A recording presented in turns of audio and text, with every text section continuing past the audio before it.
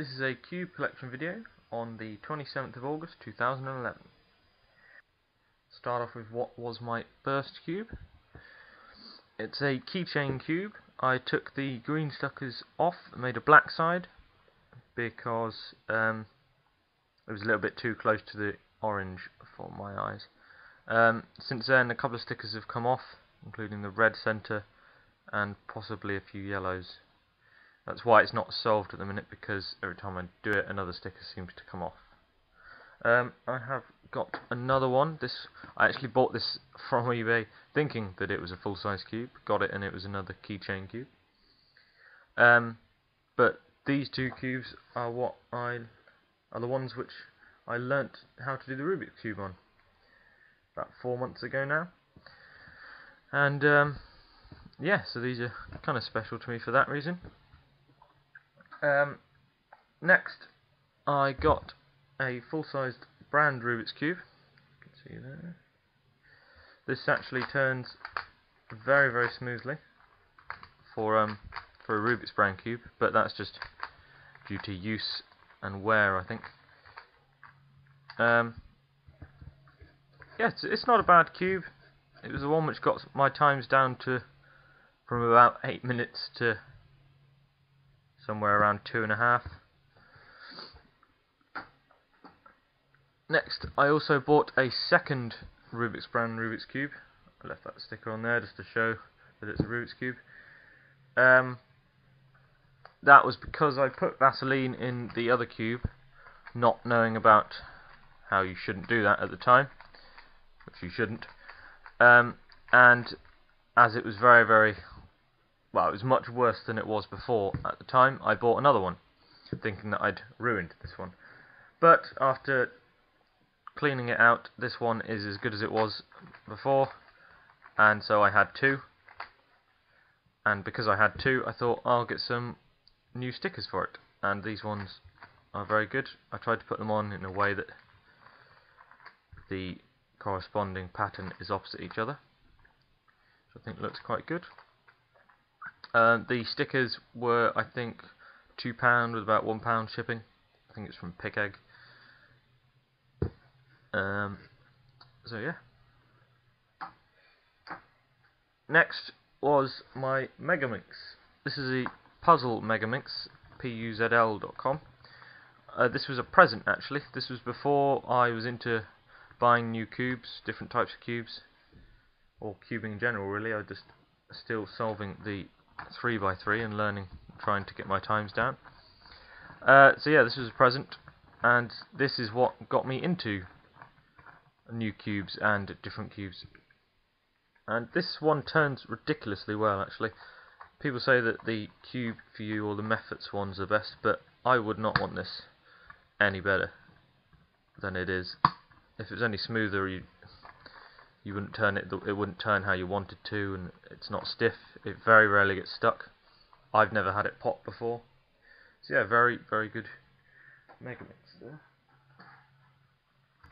Next was my 4x4. This is a Eachine type 4x4. I don't think it's an Eachine brand one. Yeah, it's good. It's come apart a few times, and due to it being Eachine type but not brand, the final part of the reassembly you cannot do, because the middle centerpieces they don't cap off. It's super glued on, so you have to try and put the final 4 bits and the inner bits in one go on each side. But that's only come apart twice, I think. I've adjusted the tension, and personally I think that this is probably the better of my two 4x4s. But it's very smooth, undercuts quite well. It's quite creaky, that's the only thing. I cut the corners off all the green sides because again it was clashing with the orange for my eyes. Next was my 2x2. I think it's a Lan 2x2, but I'm not sure. This again had problems, but after I took it apart, reduced the tension, and it's very smooth. Moves very fast. Again, the only problem is that it's quite loud, but that's not really a problem. Next was my 5x5. I do not know the brand of this. As you can see, there are a couple of pieces missing. That was because after buying it, about 3 days later, it was getting very loose, so I tightened them up again, because the caps do come off. And then, from then on, after about 3 solves, it would fall apart again. And I worked out that's because the thread had gone on the red side screw, and so this side loosened up within 3 solves. So it kept falling apart, and gradually I just left it in the bag, and I put it together for this video, but I then realised that 2 pieces are missing, which is why it's just delicately like this, and I'm not going to turn that because it took hours. Next was my Diansheng cube. This was just a normal Diansheng 3x3 speed cube. The sticker modification you can see in one of my other videos, but I did this using the stickers off my second Rubik's brand Rubik's Cube. And yeah, so that still turns very well, but I got a better one because this was again quite loud, which annoys me. But I recommend these. They're very good starter speed cubes. You wouldn't want anything faster if you're still kind of learning and trying to get your times down. I do recommend the Diansheng cubes as a brand as well. This is a Mirror Blocks cube. This is an extremely fun puzzle. The shape-shifting is instant, and when people see you solving this, they're very confused, as well, there's no colours and the shapes are very different. It's quite loose and can pop. It does feel like you're going to break it, but as long as you have confidence in that you won't, which you shouldn't do really, then it's not a problem. But yeah, one of my favourite cubes this. It's quite fun to do. At first very hard to recognise which pieces you need for the first cross, but that's part of the challenge, and I do like that cube. Next was my floppy 1x3x3. Again, I don't know the brand. It's quite good. It's a nice fun little puzzle. It's usually you can do it without thinking too much. The shape-shifting side of it is very good, as you can see.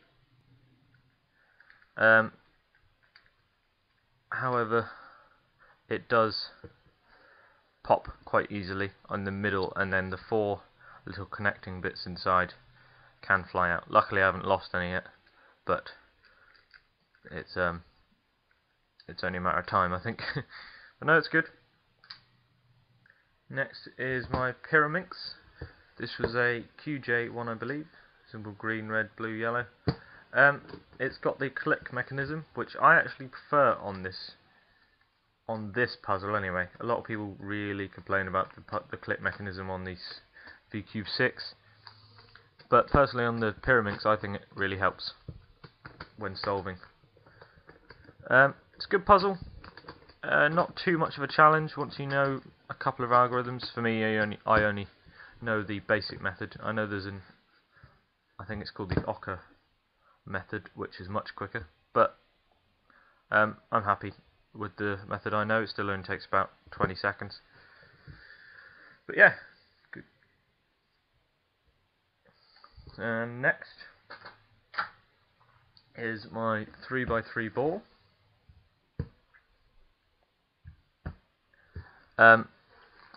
It's alright. I bought this for about £1.20 I think, so I can't really complain. Moves okay, gets stuck a bit, and the red is not quite in line, so sometimes it's different. The green's faded. Sorry, the orange is faded on the corner, so it's a bit confusing as well. But it's as good as a 3x3 really. It does actually hurt your fingers after a while because you're bending them in a different way, and finger tricks involve more pulling than just pushing on the side like a Rubik's Cube.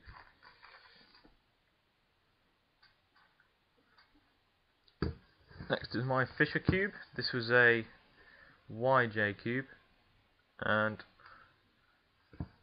it is very, very quick. This is what led me to buying my current speed cube, which is a YJ 3x3. I'll show you in a minute. Just because this is so fast.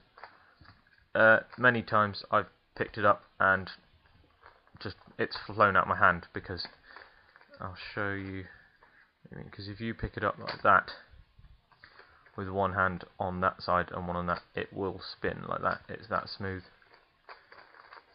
But on the Fisher Cube itself, I think it's a great 3x3 mod. It's the most famous, I believe, and for me, the best one there is as well.